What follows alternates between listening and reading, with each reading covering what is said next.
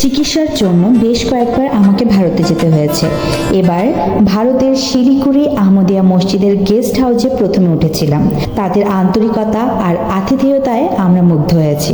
সেখান থেকে সিকিম কয়েক ঘন্টার রাস্তা। হাতে 2 দিন সময় থাকায় আমরা সিকিম ভ্রমণে বের হই। সিকিম ভারতের উত্তর পূর্বাঞ্চলের একটি রাজ্য। এটি জনপ্রিয় একটি পর্যটন কেন্দ্র হিসেবে বিশ্বব্যাপী খ্যাত। সিকিমের রাজধানী শহরের নাম গ্যাংটক।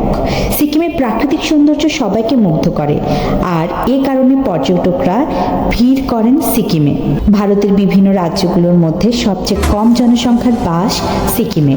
পূর্ব হিমালয় অঞ্চলের একটি অংশ সিকিম আলপাইন ও উপক্রান্তীয় জলবায়ু সহ সেখানকার জীব বৈচিত্র্যের জন্য বিখ্যাত। সিকিম এখানে অবস্থিত কাঞ্চনজঙ্ঘা পর্বত ভারতের সর্বোচ্চ ও পৃথিবীর 3য় সর্বোচ্চ পর্বত শিখর এটি।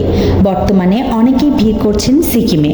বিশ্বের বিভিন্ন স্থান থেকে এমনকি দেশের পর্যটকরাও সিকিমের অনন্য রূপ দর্শনে নিয়মিত সিকিম ভ্রমণে যাচ্ছেন।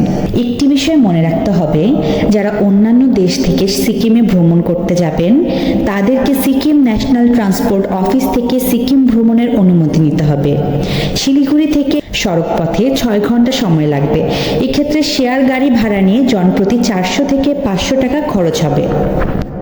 রিজার্ভ কার নিলে শিলিগুড়ি থেকে খরচ পড়বে 3000 রুপির মতো। এছাড়া থাকা খাওয়ার জন্য সিকিমের প্রচুর আবাসিক হোটেল রয়েছে। যে আবাসিক হোটেলে আপনি থাকবেন সেখানে খাবারের ব্যবস্থা আছে। একদিনে এমন একটি ডাবল বেডের রুম ভাড়া লাগবে প্রায় 2000 রুপি। খাবারের খরচ আলাদা। খাবারের স্বাদও বেশ ভালোই, আর খরচ তেমন একটা বেশি না। আমরা সিকিমের বিভিন্ন দর্শনীয় স্থান ঘুরে দেখি।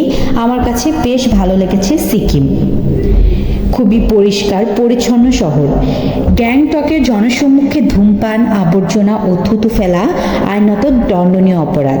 চারদিকে পাহাড় সাদা বরফে ঢাকা, যা আপনাকে দেবে এক অনাবিল আনন্দ। তিব্বতী সংস্কৃতি বা তাদের জীবনশৈলী জানার জন্য মনাস্ট্রি যাবেন।